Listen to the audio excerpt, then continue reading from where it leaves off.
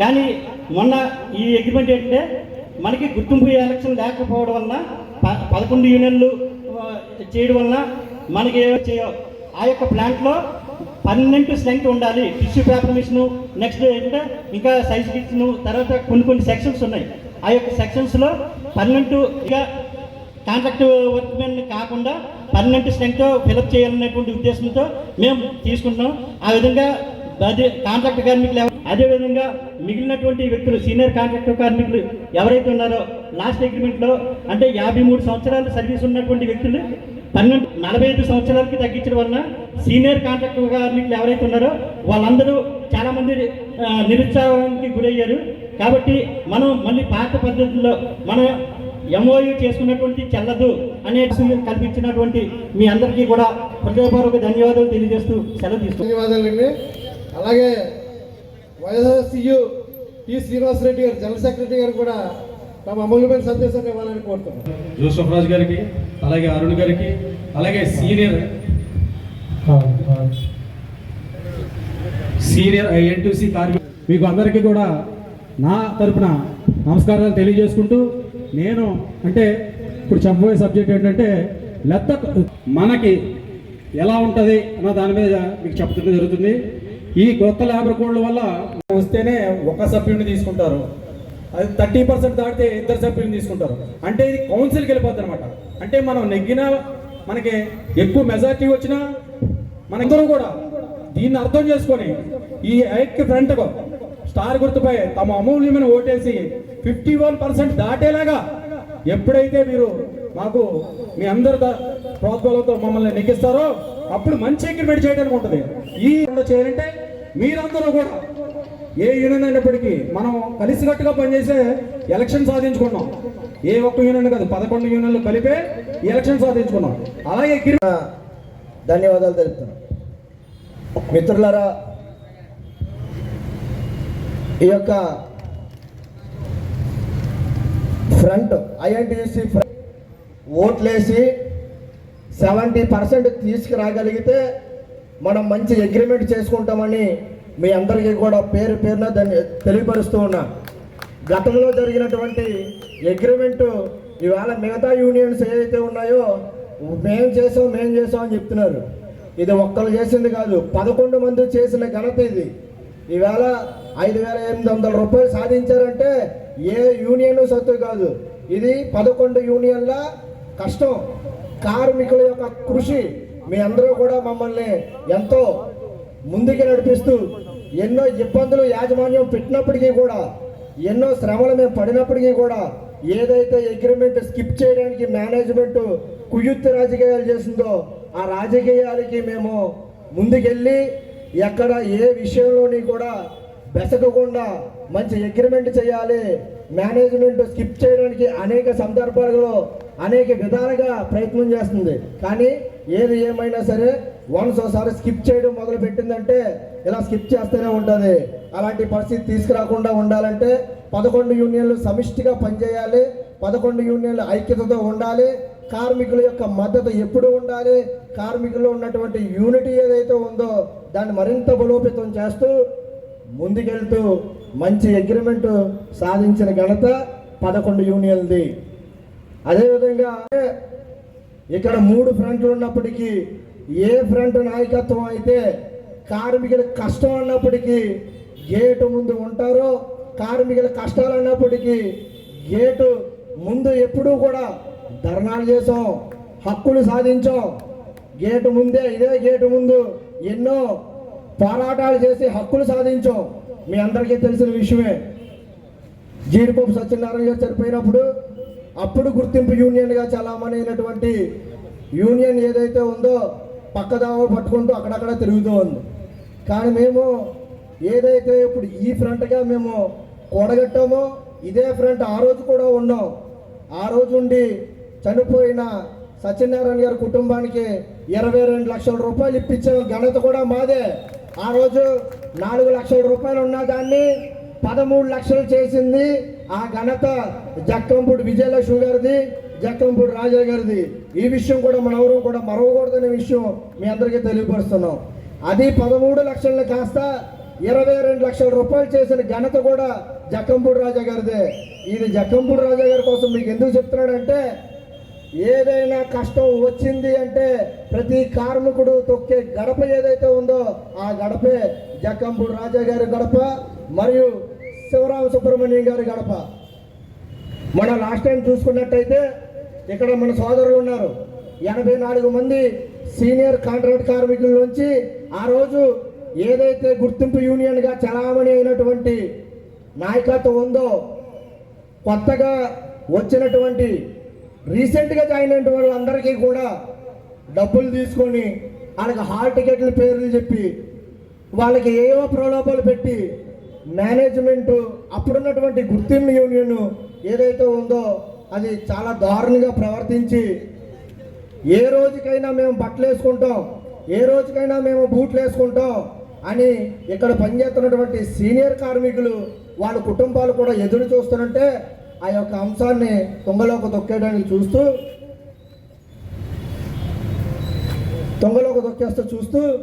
కొత్తగా ఒక ఇది తీసుకొచ్చారు. చదువుకున్నవాడికి మాత్రమే ఉద్యోగాలు, చదువుకున్నవాడికి మాత్రమే ఇక్కడ ఉద్యోగాలు కల్పించే అవకాశాలు ఉంటాయి అని చెప్పేసి కొత్తగా వచ్చిన వాళ్ళందరికీ హాల్ టికెట్లు ఇవ్వడం జరిగింది. ఆ రోజు కూడా సరైన విధానం కాదు. ఏది ఏమైనప్పటికీ కూడా మనం సీనియారిటీని గుర్తించాలి.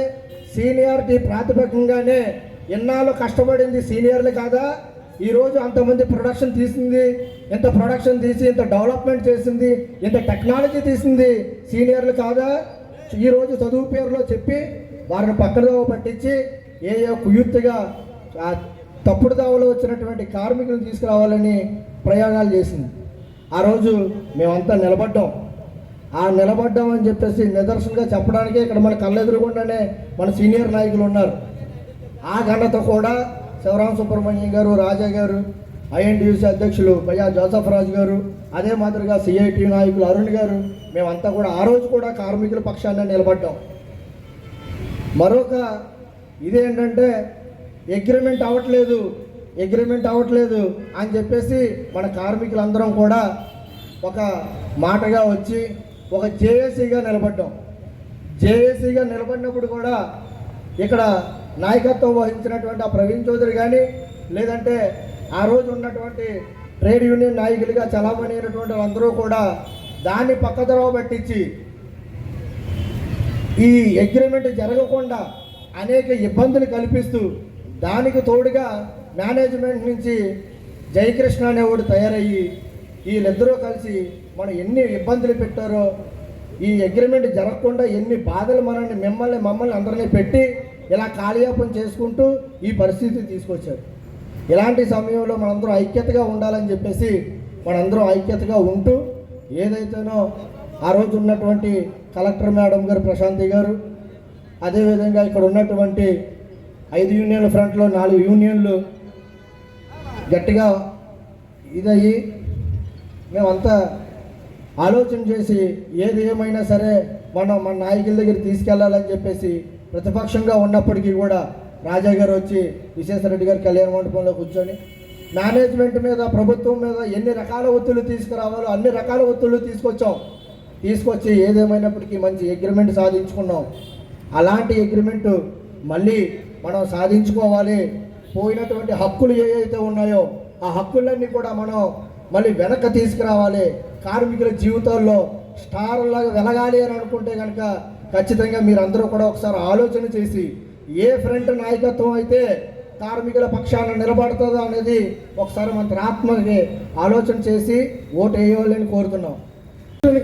ఎన్ని అడ్డంకులు పెట్టినా ఏం చేసినా కానీ ఒప్పుకున్నందుకు యాజమాన్యం వారికి ఎలక్షన్ జరిగి ఈ ఎలక్షన్ లేక యాజమాన్యం వారు అనేక ఇబ్బందులు ప్రతి డిపార్ట్మెంట్లోని అగ్రిమెంట్ని తొంగలో తొక్కి వాళ్ళు ఇష్టం వచ్చినట్టు చేయడం, ఏమన్నా అడిగినా సమాధానం చెప్పకపోవడం, పెద్దవారితో మాట్లాడడం. అంటే ఎలక్షన్ జరిగి నెగోషియేషన్గా ఒక యూనియన్ లేకపోవడం వల్ల ఈ ఇబ్బందులన్నీ ఎదుర్కొన్నాం మనం. కాబట్టి ఈ రోజున 10 సంవత్సరాల తర్వాత ఎన్నికలు వచ్చినాయి, మన సమస్యలు సాధించుకునే అవకాశం వచ్చింది. కాబట్టి కార్మికులందరూ కూడా ఆలోచించి ఒక నిర్ణయం తీసుకుని మంచి యూనియన్ని, కార్మికుల పక్షాన్ని ఉండే వాళ్ళ కోసం, కార్మికులతో పోరాడే వాళ్ళ కోసం చూసుకుని ఎన్నుకోవాలని మీకు అందరికీ తెలియజేస్తున్నాను. అందులో భాగంగా ఏదైతే ఈ ఐఎన్టీసీ ఫ్రంట్ ఉందో, గతంలో ఈ ఐఎన్టీసీ ఫ్రంట్కి పేపర్ మిల్లు సెంటర్లో ఉన్న ట్రేడ్ యూనియన్కి ఒక చరిత్ర ఉందండి. ఈ మధ్యకాలంలో వచ్చినటువంటి పరంపర కుర్రోళ్ళకి అలాగే ఎంప్రెసర్స్కి కొంతమందికి తెలియదు. తమ్ముళ్ళారా, మీరు మీ పెద్దవాళ్ళని అడగండి, చెప్తారు ఐఎన్టీసీ చరిత్ర ఏంటో. ఏదైనా సమస్య అనేది వస్తే కార్మికుడి ముందు మేమే నిలబడతాం. మీరందరూ కూడా ఆలోచించండి. అందులో 2002లో ఏదైతే ఐఎన్టీసీ ఫ్రంట్ ఉందో, అప్పట్లో 25-30 సంవత్సరాల పాటు చేస్తున్న కాంట్రాక్ట్ వర్కర్స్ని అంతకుముందు యాజమాన్యం వారు ఎంప్లాయ్మెంట్ ద్వారా తీసుకుంటున్న ప్రపోజల్ తీసుకొస్తే దాన్ని అడ్డుకొట్టి 2002లో ట్రైనింగ్ ప్రోగ్రామ్ పెట్టి కాంట్రాక్ట్లో ఐటీఐ 10th పాస్ అయిన ప్రతి ఒక్కరిని కూడా లిస్ట్ అవుట్ చేసి సంవత్సరానికి 40 మందిని చెప్పి లిస్టు పెట్టి ఎవరి దగ్గర ఎటువంటి ప్రలోభాలుగా లొంగకుండా తీసిన ఘనత ఐఎన్టీసీ చరిత్ర. మీరు ఒకసారి మీ పెద్దలను అడగండి, చెప్తారు. అలాగే 2012లో ఒక కార్మికుడు, టర్నకీ కార్మికుడు పేపర్ గోడల పైన పెయింట్ వేస్తూ పడుకుపోతే స్పాట్లో ధర్నా చేసి 4 లక్షలు ఉండి దాన్ని 12 లక్షలుగా ఇప్పించిన ఘనత ఐఎన్టీసీ చరిత్ర. ఇలాగా మనం చెప్పుకుంటూ పోతుంటే చాలా చరిత్రలు ఉన్నాయి ఐఎన్టీసీకి. కానీ ఈ రోజున ఏంటంటే ఈ కొత్త కుర్రోళ్ళు కూడా రావడం వల్ల మనకి కొద్ది ఎంప్లాయ్మెంట్స్ పెట్టింది కూడా మేమే, ఐఎన్టీసీ ఫ్రంటే. కానీ ఆ రోజున ఏ నాయకుడు కూడా జక్కంపూడి రాజా గారు అలాగే శివరామ సుబ్రహ్మణ్యం గారు తప్పించి, అరుణ్ గారు తప్పించి ఏ నాయకుడు కూడా మాకు సాంఘీభావం తెలపడానికి ఒక్క రోజు కూడా రాలేదు 6 నెలల్లో. ప్రస్తుత నగర ఎమ్మెల్యే గారు కూడా రాలేదు. ఒక్కసారి వచ్చి సాంఘీభావం తెలిపి వెళ్ళిపోయారు 6 నెలల్లో. మరియు ఇప్పుడు ఏదైతే కార్మికులు గవర్నమెంట్ ఉందో మేము అగ్రిమెంట్ చేసేస్తామని చెప్తున్నారో వాటికి, అంటే నా సర్వీసులో నేను చూసిన అనుభవంలో గతంలో 33 మంది స్ట్రైక్లో ఉంటే 3 కార్మికులు బయట వదిలేశారు. బయట వదిలేస్తే సిఐటి ఐఎన్టీసీగా మేము గట్టిగా గొడవ చేస్తుంటే మన రోజు కాతేరు రూరల్ ఎమ్మెల్యే గారు వచ్చి, కడియం రూరల్ ఎమ్మెల్యే గారు వచ్చి 4 రోజుల్లో ప్రభుత్వం మాదుంది, 4 రోజుల్లో పెట్టిస్తాం అని చెప్పి సభాముఖంగా బహిరంగ సభలో చెప్పడం జరిగింది. అంటే గవర్నమెంట్లతో మేము చేస్తామని చెప్తుంటే మీకు ఉదాహరణ చెప్తున్నాను తమ్ముడు. ఈ రోజున కడియంలో ఏమైంది? ఇప్పుడు గవర్నమెంట్ లేదా? అంటే గవర్నమెంట్నే విమర్శిస్తలేదు. నా అనుభవంలో జరిగిన సంఘటనలన్నీ చెప్తున్నాను. గవర్నమెంట్ అయితే విమర్శించాలని కాదు. మన అగ్రిమెంట్ మేము ఎక్కడ గడపలేదు, ఎక్కడ గుమ్మలేదు, దండం పెట్టని లాయర్ లేడు. మేనేజ్మెంట్ అనేక కేసులు పెట్టి మమ్మల్ని ఇరికించి ప్రస్తుతం ఈ రోజు కూడా మేము కేసులు తిరుగుతున్నాం. ఆ రోజున అటువంటి సమయంలో జక్కంపూడి రాజా గారు వచ్చి కళ్యాణ మండపంలో కూర్చుంటే కానీ అగ్రిమెంట్ ఎదరికి వెళ్ళలేదు. ఏమండి, ఆ రోజు చిత్తశుద్ధి లేదా నాయకులకి? ఆ రోజు చేయాలని తెలీదా కార్మికులకి? కార్మికులు న్యాయం చేయాలని తెలియదండి ఎవరికైనా? ఇదంతా మా బాధ, ఆవేదన. ఎండలుగా వానలుగా టెంట్లో కూర్చుంటే శివరామ సుబ్రహ్మణ్యం గారు దాదాపుగా 6 నెలలు ఉదయం టీలు, టిఫిన్లు, భోజనాలు అన్నీ పెట్టి కార్మికులు ఆదుకున్న ఘనత ఆయనే. ఈ రోజు కూడా మనకి ఏదైనా సమస్య వచ్చిందంటే ఏ సమస్య ఏ కార్మికుడు అని అడగరు ఆయన. రాజా గారికి ఆయన గారు మేము ఏం చేయాలి చెప్పండి, ఎలా చేయాలి చెప్పండి అని చెప్తారు తప్ప మీరు ఆగిపోయినా చేయండి అని చెప్పే విధానం మనుషులు కాదంట. కాబట్టి ఆ రోజు జక్కంపూడి రాజా గారు వచ్చి కూర్చుంటే అగ్రిమెంట్ ఎంత జరిగింది. కానీ తర్వాత దాన్ని ఏమైంది? కొంతమంది మేమే చేసే అగ్రిమెంట్ అని చెప్పుకుంటున్నారు. అది ఎంతవరకు కరెక్ట్ అండి? ఆలోచించండి విద్యుత్ కార్మికులారా. 11 యూనియన్లు కష్టపడి తిరిగి లాయర్ దగ్గరికి, కమిషనర్ దగ్గరికి, అక్కడికి తిరిగి అగ్రిమెంట్ సాధించుకున్నాం. జక్కంపూడి రాజా గారు వచ్చి కూర్చున్న తర్వాత అగ్రిమెంట్ ఎదరికెళ్ళి, లేకపోతే ఈ రోజు వరకు కూడా అగ్రిమెంట్ ఎదరికెళ్ళే ప్రసక్తే లేదు. సరే, ఎవరేం చేసుకున్నా ఏం చెప్పుకున్నా కానీ అగ్రిమెంట్ అయితే అయిపోయింది. ఇప్పుడు ఏంటంటే ఏదైతే 5 నెలలుగా ఫ్రంట్గా ఏర్పడ్డామో మనం మంచి అగ్రిమెంట్ సాధిద్దాం. ఎందుకంటే దమ్ము, ధైర్యం ఉన్న 6 యూనియన్ల ఫ్రంట్ 5 యూనియన్ల ఫ్రంట్ ఒక కూటమిగా ఏర్పడింది. ప్రస్తుతానికి లోపల కూడా ఏ సమస్య వచ్చినా కానీ గేట్లో నిలబడి దెబ్బలాడే సత్తా ఉన్న ఏదైతే 5 యూనియన్ల ఫ్రంట్ ఉందో దాన్ని మీరు బలపరిచి స్టార్ గుర్తుపై మీ ఓట్లు వేసి నెగ్గించి మాకు అప్పచెప్పితే మేమేంటో చూపిస్తాం. గతంలో ఉన్న చరిత్ర మాకు ఏదైతే ఉందో దాన్ని మళ్ళీ తిరిగి రాస్తాం, మేమే చేస్తాం. విద్యులైన కార్మికులారా ఆలోచించండి. అయితే గతంలో కూడా కార్మికుల బలం సరిపోలేనప్పుడు అనేక స్ట్రైకులు చేసినా అది ఫలించినప్పుడు నేనున్నాను అనే కార్మికులకు మంచి కోరేటువంటి మనుషుల పక్షాన్ని నిలబడితే అప్పుడు ఈ మేనేజ్మెంట్ దిగొచ్చి గవర్నమెంట్ దిగొచ్చి ఈ అగ్రిమెంట్ చేసినటువంటి పరిస్థితులు ఉన్నాయి. అయితే ఆ అగ్రిమెంట్ మేము చేసేవరకు కొన్ని యూనియన్లు చెప్పుకుంటున్నాయి. చాలా దౌర్భాగ్యమైన పరిస్థితి. ఆ స్ట్రైక్ టైంలో కార్మికుడు ఆకలితో ఉండకూడదని 22 రోజులు దాదాపు 24 రోజులు అన్నం పెట్టినటువంటి నాయకుడు ఈరోజు శివరామ సుబ్రహ్మణ్యం గారు. ఈరోజు ఆయనకి ఎంతగానో మనం రుణపడిపోయి ఉన్నాం. ఎట్టి పరిస్థితుల్లో కార్మికుల దగ్గర ఏ ఆశపడకుండా కార్మికుడు బాగుంటే మేము బాగుంటాం అని చెప్పేసి కార్మికుడు వెన్నంటే నిలబడేటువంటి నాయకులు ఈరోజు శివరామ సుబ్రహ్మణ్యం గారు, జక్కంపూడి రాజా గారు అని మీ అందరికీ సభాముఖం తెలియజేసుకున్నాను. అలాగే కార్మికుల బలాన్ని కూడా చూపించి కార్మికులు అగ్రిమెంట్ చేసుకునే విధంగా కార్మికులందరూ కూడా నడుం కట్టి నిలబడి కార్మికులందరూ కూడా నా యొక్క హృదయపూర్వక ధన్యవాదాలు తెలియజేసుకున్నాను. సోదరులారా, ఇప్పుడు ఏదైతే 2024 నుంచి 2027 వరకు జరగాల్సినటువంటి అగ్రిమెంట్ ఉందో ఆ అగ్రిమెంట్ నిమిత్తమై కూడగట్టినటువంటి ఫ్రంట్ ఈ 5 యూనియన్లు తరపు నుంచి మేమందరూ ఒకటే మాట చెప్తున్నాం. మీరందరూ కూడా ఈ యూనియన్లు నమ్మి మీ యొక్క అమూల్యమైన ఓటు ముద్ర స్టార్ గుర్తుపై వేసి అఖండ మెజారిటీతో గెలిపించాలని భారీ కోరుకుంటున్నాం. మళ్ళీ మిమ్మల్ని కలుసుకోవాలి, మీతో మాట్లాడాలి. మీరు చేస్తున్నటువంటి పోరాటం కానీ ఉద్యమం కానీ గతంలో ఏ రకంగా చేశారు, మీ హక్కులు ఏ రకంగా సాధించుకున్నారు, మీరు సాధించుకునే క్రమంలో నాలాంటి వాళ్ళు కూడా మీకు చేదోడు బోదోడుగా ఉండడానికి ఏ రకంగా ప్రయత్నం చేశామన్న దాని మీద 10 మంది 10 రకాలుగా చెప్పుకోవచ్చు. కానీ దానికన్నా ముందు అసలు పేపర్ మిల్లు యాజమాన్యం మొండి వైఖరి గురించి కానివ్వండి, పేపర్ మిల్లులో కార్మికుల పట్ల వాళ్ళు వ్యవహరిస్తున్న తీరు విషయంలో కానివ్వండి, పేపర్ మిల్లు కార్మికులు పొట్టగొట్టి ఏ రకంగా అయితే వాళ్ళు వేలాది వందలాది కోట్లు సంపాదించుకుంటున్నారో అది మనందరికీ తెలిసిన విషయం.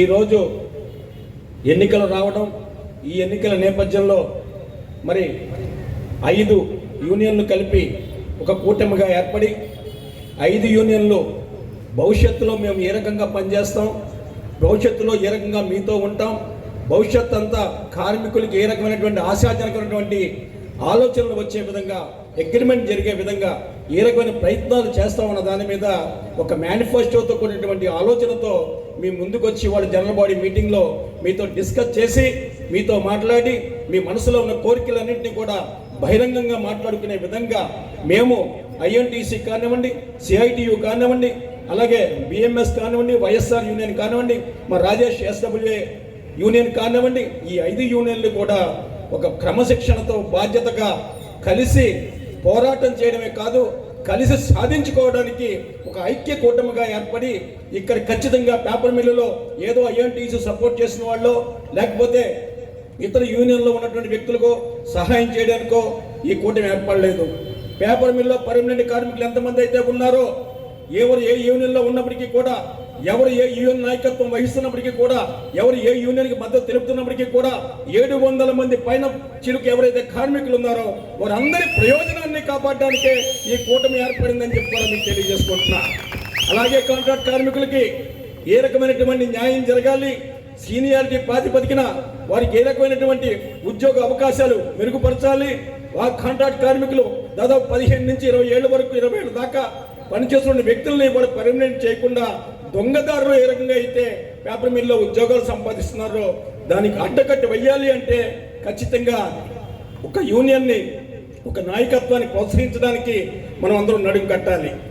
ఆ ప్రయత్నంలో భాగంగానే నాలాంటి వాళ్ళు ఇందాక రకరకాలుగా చెప్తున్నారు. కానీ నాకు ఇక్కడ ఎవరు ఏ యూనియన్లో ఉన్నప్పటికీ కూడా అందరూ స్నేహితులే, అందరూ నేనంటే ఇష్టపడే వాళ్ళే. ఎవరెవరు ఏ యూనియన్లో ఉన్నప్పటికీ కూడా వారెవరూ మనకి శత్రువులు కాదు. కేవలం ఎన్నికలు జరుగుతున్నాయి కాబట్టి వారి యూనియన్ ఐడెంటిటీ గురించి కానీ, వారి యూనియన్ నాయకత్వాల గురించి కానీ, వారి యూనియన్లో ఖచ్చితంగా మనం కూడా పోరాటం చేసి సాధించుకోవాలి. కాబట్టి ఒక రికగ్నైజ్డ్ యూనియన్ ఉంటే ఖచ్చితంగా మన హక్కులు సాధించుకోగలమని చెప్పి వారందరూ పోటీ చేస్తూ ఉండొచ్చు. కానీ ఈ 5 యూనియన్ల కూటమిని ఒకసారి గమనించండి, ఇక్కడ ఉన్నటువంటి నాయకత్వాన్ని గమనించండి, ఈ కూటమిలో ఉన్నటువంటి కార్యకర్తలను గమనించండి. కార్మికులకు ఏ రకమైన ప్రయోజనాలు చేకూర్చాలో, కార్మికుల హక్కులను ఏ రకంగా సాధించుకోవాలో, కార్మికుల మనసులను ఏ రకంగా గెలుచుకోవాలో, కార్మికుల భవిష్యత్తుకి ఒక భరోసా ఎలా ఇవ్వాలో అన్న దాని మీదే ఈ 5 యూనియన్లు కలిసి ఇవాళ నాయకత్వం కింద ఏర్పడి ఇవాళ మీ ముందుకొచ్చి మీకు మేము చేసే ప్రణాళిక ఏమిటి, మా పద్ధతి ఏమిటి, మేము ఏ రకంగా మీకు ఉపకారం చేయగలం దాని మీద ఆలోచన చేశారు. కాబట్టే ఈరోజు 5 యూనియన్లు కలిపి ఇక్కడ ఎన్నికల్లో పోటీ చేస్తున్నాయని చెప్పి కూడా తెలియజేసుకుంటూ, నేను ఎవరి గురించి విమర్శించడం అవసరం లేదు. కానీ ఎవరి మేనిఫెస్టోలు వాళ్ళకు ఉంటాయి, ఎవరి ఆలోచనలు ఎవరికైనా ఉంటాయి.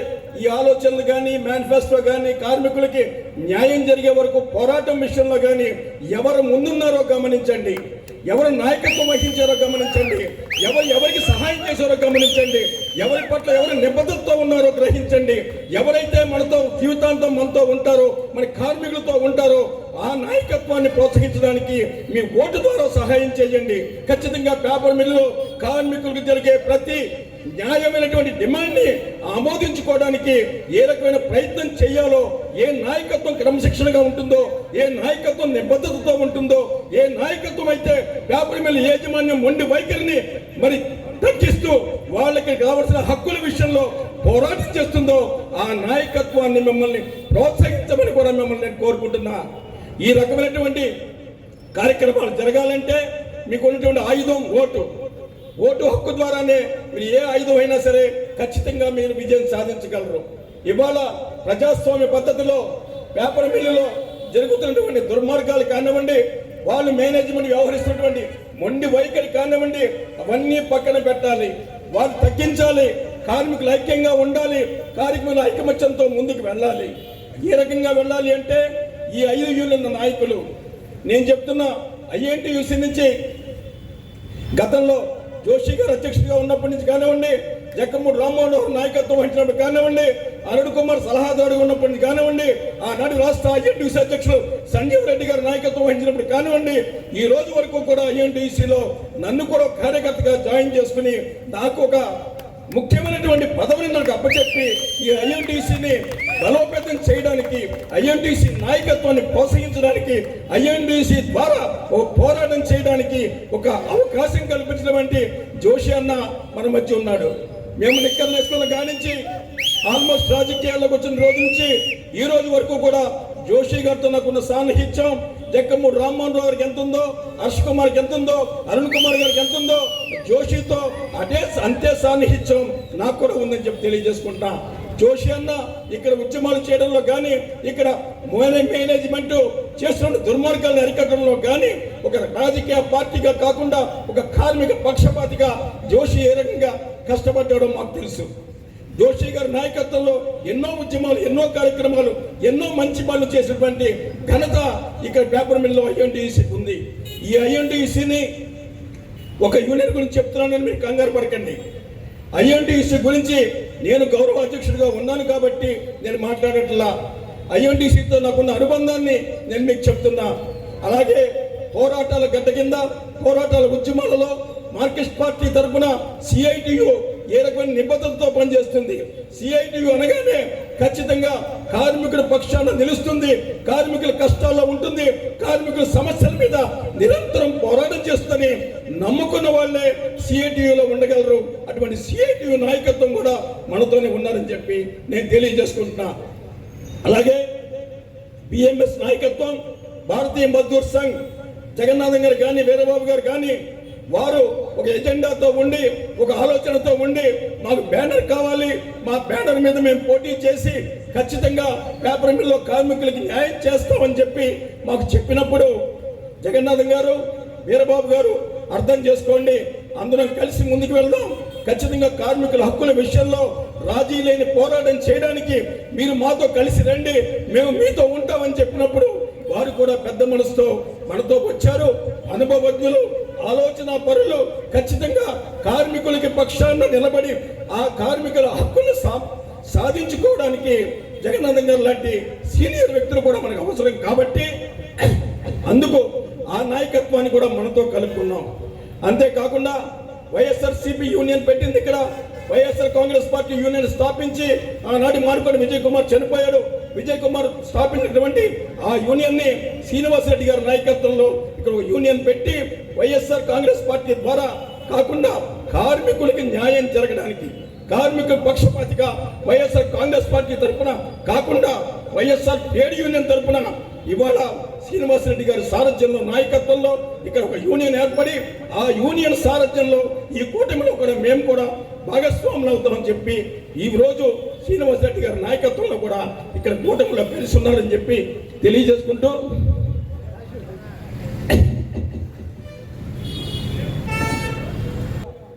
నా స్నేహితుడు వైఎస్ఆర్సీపీ పార్టీలో ఉండే నిజమైన నికార్సైన కార్యకర్త కస్య రాజేష్ చేసే వర్క్ కానీ రాజేష్ చేసే పనులు కానీ రాజేష్ ఎవరికి ఏ కష్టం వచ్చినా ఆదుకునే ఆలోచన కానీ ఒక యూనియన్ గతంలో ఎవరో మన వాసిరెడ్డి వెస్లీ గారు వాళ్ళందరూ స్టార్ట్ చేసినటువంటి ఆ యూనియన్ ని టేక్ ఓవర్ చేసి ఆ యూనియన్ నాయకత్వాన్ని ముందుకు తీసుకువెళ్ళడానికి కొంతమంది యువకుల్ని తయారు చేసి ఏ ఉద్యమం వచ్చినా కార్యక్రమం వచ్చినా ఏ సమస్య వచ్చినా నేను మీతో ఉంటానని చెప్పి నాకు నాయకత్వం అక్కర్లేదు, నాకేమి పేడలు అక్కర్లేదు, నేను దేనికైనా సిద్ధమే, అందరికీ జరగాల్సిన న్యాయం జరగాలి అంటే రాజేష్ అన్ని త్యాగాలకి సిద్ధపడి ఇవాళ ఈ కూటమిలో ప్రముఖ పాత్ర వహిస్తున్నటువంటి రాజేష్ కూడా మనం అందరం కూడా ప్రోత్సహించాలని చెప్పి కూడా తెలియజేసుకుంటూ ఈ 5గురు కూటమి మీరు ఒకసారి బేరీజు వేసుకోండి.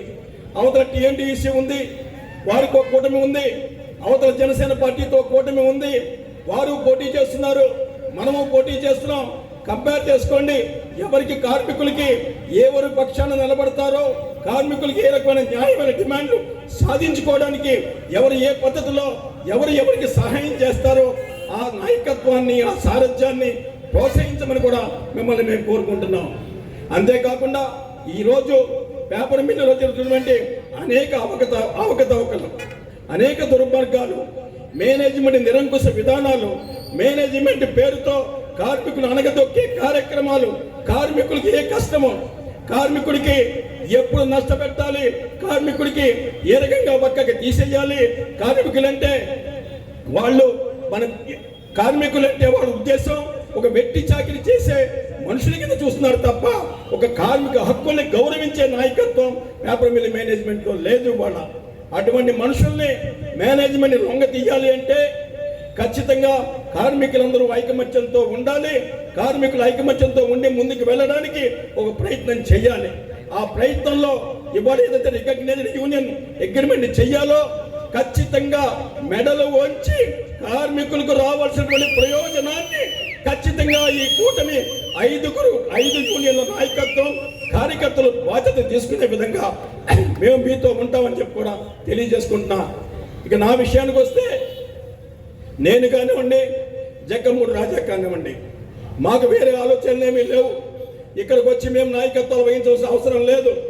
రాజాకో నియోజకవర్గం ఉంది, రాజానగరం నియోజకవర్గంలో శాసనసభ్యుడిగా పనిచేశాడు. అధికార పార్టీలో ఉండి కూడా అధికార పార్టీ ఉండి జగన్మోహన్ రెడ్డి గారు ముఖ్యమంత్రిగా ఉన్న కాలంలో కూడా రోడ్డు మీదకి వచ్చి పేపర్ మిల్లు కార్మికులకు జరుగుతున్న కష్టాన్ని నష్టాన్ని చూసి చలించిపోయి మీతో కొన్ని రోజులు గడిపి హక్కుల సాధన విషయంలో రాజా ఏ రకంగా సహాయం చేశాడో గుర్తు పెట్టుకోండి. ఆ 83 మంది కాంట్రాక్ట్ కార్మికుల్ని పర్మనెంట్ చేయడంలో కానీ వారి కాంట్రాక్ట్ కార్మికుల్ని సీనియారిటీ ప్రాతిపదికన మళ్ళీ నియమించుకునే అవకాశం ఒక ఎజెండాలో రాయడానికి కానీ ఆ రోజు రాజా చేసిన ఉద్యమాన్ని, అరుణ్ గారు చేసినటువంటి ఉద్యమాన్ని మనమందరం గుర్తుపెట్టుకోవాలి. అది ఏ ఒక్కరికో పరిమితం కాదు, ఏ ఒక్కరికో న్యాయం జరగలేదు.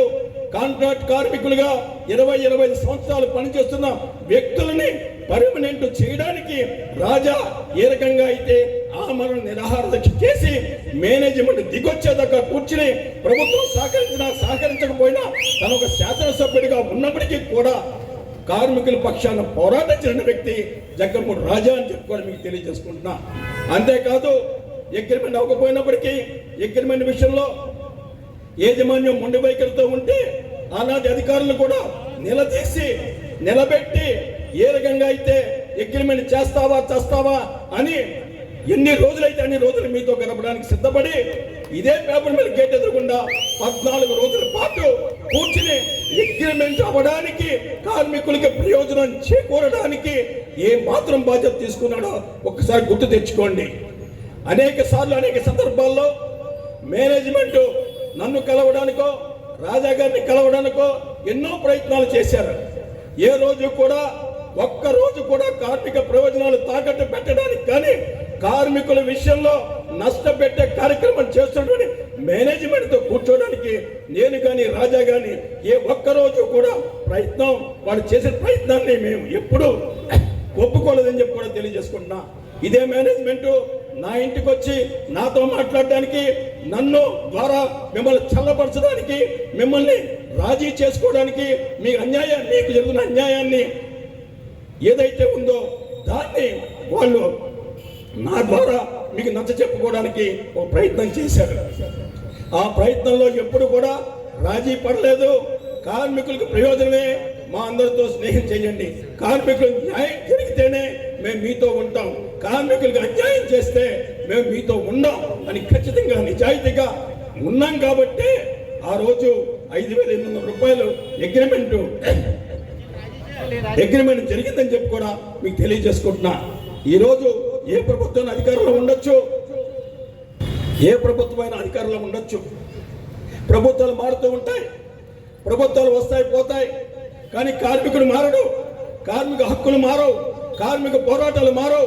కార్మికులు సాధించుకునే విషయంలో కార్మికులు రాజీ లేని పోరాటం చేయడానికి నిజాయితీపరుల కార్యకర్తలు, నిజాయితీపరుల నాయకత్వం కావాలి. కాబట్టి ఆ రోజు నేను కానీ రాజా కానీ నా స్నేహితులు కానీ అందరూ ఇక్కడే ఉండి మీకు సహాయం చేయడానికి, మీతో పోరాటం చేయడానికి, మీ హక్కుల సాధనలో మేము కూడా కార్యకర్తలుగా మీతో ఉన్నామని చెప్పి మీకు తెలియజేసుకుంటున్నా.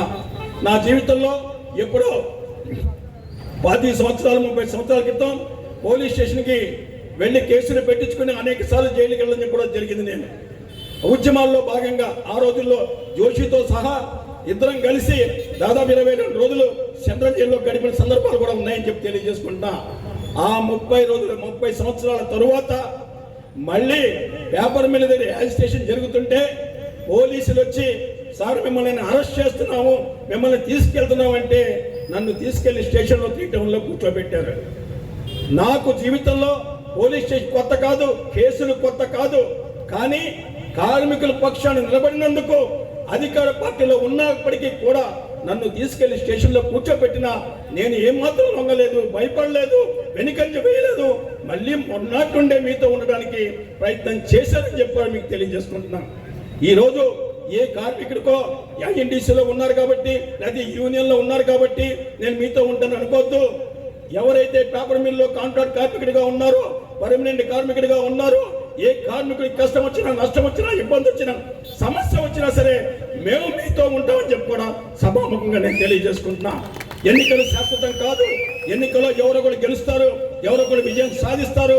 దానికంటే ముఖ్యం కార్మికుల్ని వెనుకొట్టే రాజకీయాలు చేస్తున్న వ్యక్తుల్ని తరిమి కొట్టాలి. కార్మికులంటే పట్టించుకునే వ్యక్తుల్ని తరిమి కొట్టాలి. కార్మికులంటే చులకనగా చూసే వ్యక్తుల్ని తరిమి కొట్టాలి.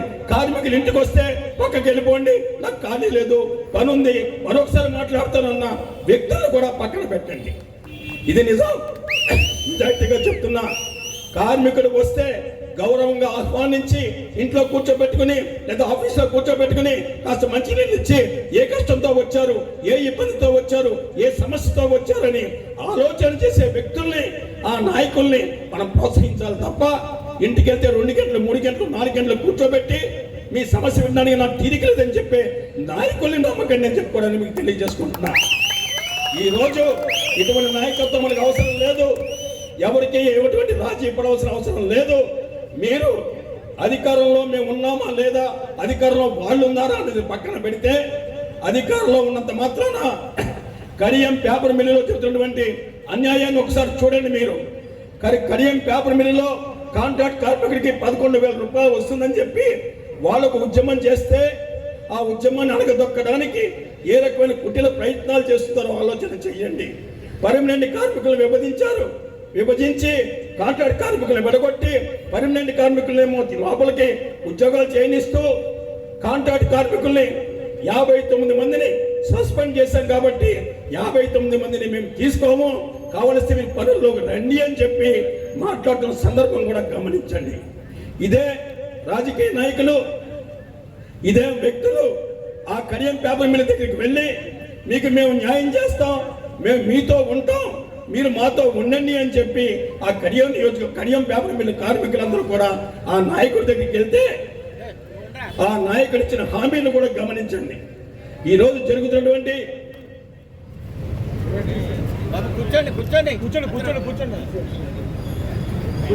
ఉద్యమం చేస్తుంటే కొంతమంది రాజకీయ నాయకులు, ఇతర రాజకీయ పార్టీల నాయకులు, అధికార పార్టీ నాయకులు ఆ గేటు దగ్గరికి వెళ్ళి మీతో ఉంటాం, మీతో పోరాటంలో ఉంటాం, మీ ఉద్యమంలో ఉంటాం, మీకు న్యాయం జరిగే వరకు నిద్రపోమని చెప్పిన వ్యక్తులు ఎక్కడున్నారో ఒకసారి గమనించండి. వాళ్ళ అధికారం అనేది కాదు ఇంపార్టెంట్, కార్మికుల పక్షాలు ఎవరు నిలబడతారు, కార్మికుల హక్కుల విషయంలో ఎవరు తోడుగా ఉంటారన్న దాని మీదే ఆలోచన చేసిన రోజునే ఖచ్చితంగా కార్మికులు విజయం సాధిస్తారని చెప్పి కూడా నేను మీకు తెలియజేసుకుంటున్నా.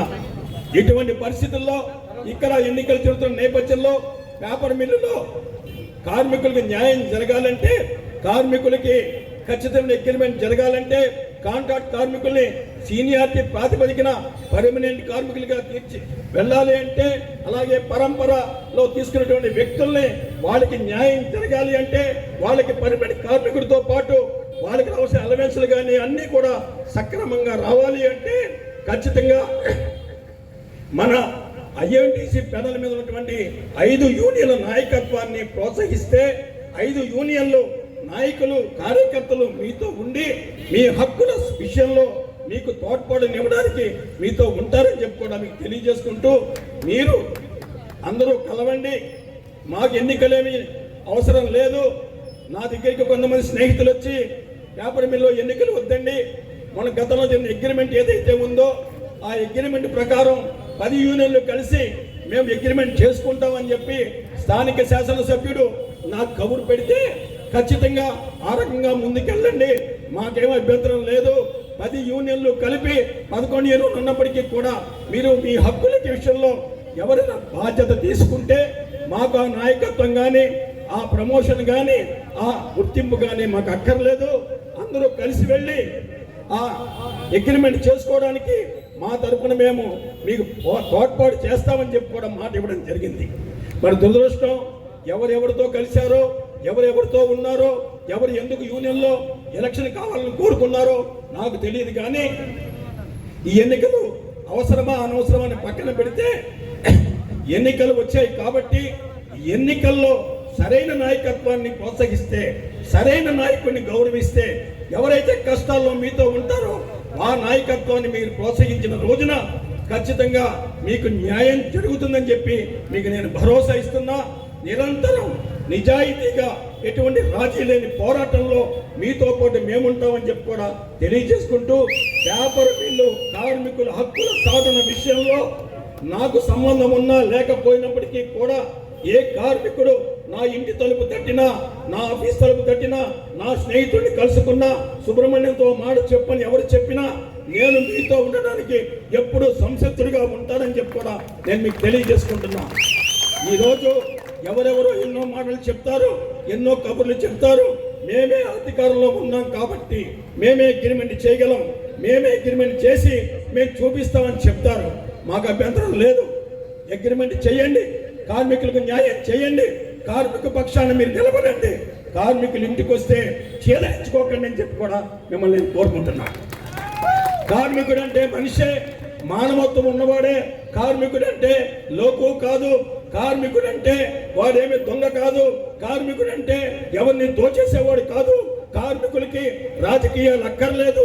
కార్మికుడు తన జీవితాన్ని, కుటుంబాన్ని పోషించుకోవడానికి ఆ కార్మికుడికి ఏదైతే ఆ కర్మాగారంలో పనిచేస్తారో వాళ్ళకి న్యాయం జరగడానికి రాజకీయ నాయకులు మనం ఖచ్చితంగా వాళ్ళతో ఉండాలి. వాళ్ళని వాళ్ళకి రావాల్సినటువంటి బెనిఫిట్స్ విషయంలో మన వాళ్ళతో ఉండి పోరాటం చేయాలని చెప్పి కూడా తెలియజేసుకుంటూ, నేను రాజకీయాల్లో ఉన్నంత కాలం నాకు పేపర్ మిల్ అంటే ఇష్టం. ఎందుకంటే ఇక్కడే ఆల్మోస్ట్ నా కెరియర్ అంతా సాగింది, ఇక్కడే ఈ స్కూల్ కాలేజీలో చదువుకున్నాను. ఇక్కడ అనేక మంది చుట్టూరు ప్రభాకర్ చౌదరి గారి దగ్గర నుంచి, స్టాన్లీ చౌదరి గారి దగ్గర నుంచి, బీబీ నాయక్ దగ్గర నుంచి, ఆదినారాయణ గారి దగ్గర నుంచి, మన పులి సుబ్బారావు దగ్గర నుంచి, మా అన్న, మా అందరికీ నాయకుడు జోషన్న నాయకత్వం వరకు కూడా మేమందరం ఈ పేపర్ మిల్లులో మాకు అంత అనుబంధం ఉంది. నాకు ఆ అనుబంధం ఉంది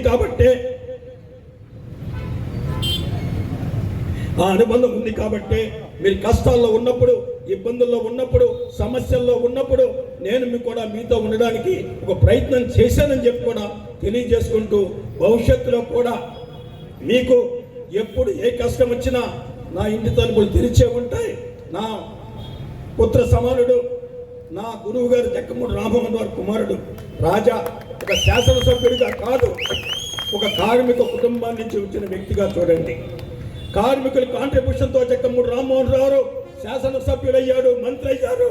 తర్వాత రాజకీయాల్లోనే, రాష్ట్రంలోనే రామ్మోహన్ రావుకు బ్రాండ్గా తీసుకొచ్చారు. అటువంటి కుటుంబం నుంచి వచ్చిన వ్యక్తి రాజా, ఒక కార్మికుడి కుటుంబం నుంచి వచ్చిన వ్యక్తిగా రాజాను చూడండి. అంతేగాని ఒక శాసనసభ్యుడిగానో, ఒక పార్టీ నాయకుడిగానో చూడకండి. ఒక కార్మిక కుటుంబానికి చెందినటువంటి వ్యక్తి జక్కమూడి రాజా మనతో ఉన్నాడు. రాజా నేతృత్వంలో, నాయకత్వంలో డెఫినెట్గా ఎన్నో ఉద్యమాలు కానీ, పోరాటాలు కానీ, ఏ కార్యక్రమం వచ్చినా ఆ కుటుంబం తల్లి విజయలక్ష్మి కానివ్వండి, గణేష్ కానివ్వండి, రాజా కానివ్వండి, ప్రతి సందర్భంలోనూ మనతో ఉన్నారు. మనతో చేయూతనిచ్చారు, మనల్ని ప్రోత్సహించారు. అలాగే ఆ కుటుంబం కార్మిక కుటుంబం కాబట్టి రాజా కొంత స్వార్థంతో కార్మికులకి మేలు జరగాలి, కార్మికుల పక్షాన నిలబడాలి, కార్మికులతోనే ఉండాలి, కార్మికులే మనకి ప్లాట్ఫామ్ రాజకీయంగా ఇచ్చారు. అటువంటి కార్మికులు రుణం తీర్చుకోవడానికి మా కుటుంబం అంతా కార్మికులతోనే ఉంటామని చెప్పడానికి మీ ముందుకు వచ్చారని చెప్పి కూడా మీకు తెలియజేసుకుంటూ, మరి ఈ నాయకుల్ని, ఈ కార్యకర్తల్ని ప్రోత్సహించండి, ఓటు వేయండి. ఖచ్చితంగా మెరుగైన అగ్రిమెంట్ చేయడానికి కానీ, అలాగే కొన్ని సొసైటీల్లో అవకతవకలు జరిగాయని చెప్పారు.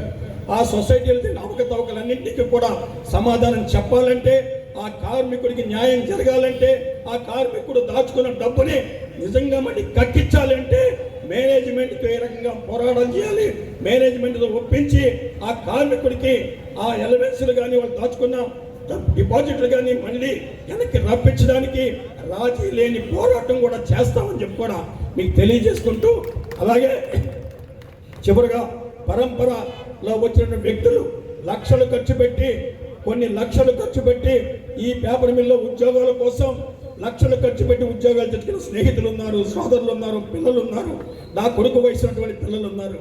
వాళ్ళకు కూడా ఒకటే చెప్తున్నా, పర్మనెంట్ కార్మికుడితో పాటు మీకు బెనిఫిట్స్ అందే విధంగా, మీకు ఏ అన్యాయం జరగకుండా కాపాడుకుంటాం. మీరు కూడా మాతోనే ఉంటారు, మేము మీతోనే ఉంటామని చెప్పి కూడా మీకు తెలియజేసుకుంటూ, భవిష్యత్తులో ఉద్యోగాల పేరుతో పేపర్ మిల్లో ఉద్యోగం ఇప్పిస్తారని చెప్పి ఏ కార్మిక నాయకుడు మీకు ముందుకొచ్చినా లాగి చెప్పుతో కొట్టి మాట్లాడండి తప్ప, దొంగదారులో ఉద్యోగాలు సంపాదించడానికో, కొంతమంది సీనియారిటీ కార్మికుల్ని అవమానించడానికో ప్రయత్నం చేయకండి. ఏ రాజకీయ నాయకుడు పేపర్ మిల్లో ఉద్యోగం ఇప్పిస్తారని హామీ ఇచ్చినా అది పూర్తిగా నమ్మకండి. ఖచ్చితంగా కాంట్రాక్ట్ కార్మికులు సీనియారిటీ ప్రాతిపదిక మీద వాళ్ళని ఉద్యోగాల అవకాశాలను మనం మెరుగుపరిచే విధంగా మనం ముందుకెళ్దామని చెప్పి కూడా తెలియజేసుకుంటూ, స్టార్ గుర్తుకు ఓటేయండి. ఖచ్చితంగా కార్మిక ప్రయోజనాలకి డెఫినెట్గా మీతో మేము ఉంటామని చెప్పి కూడా తెలియజేసుకుంటూ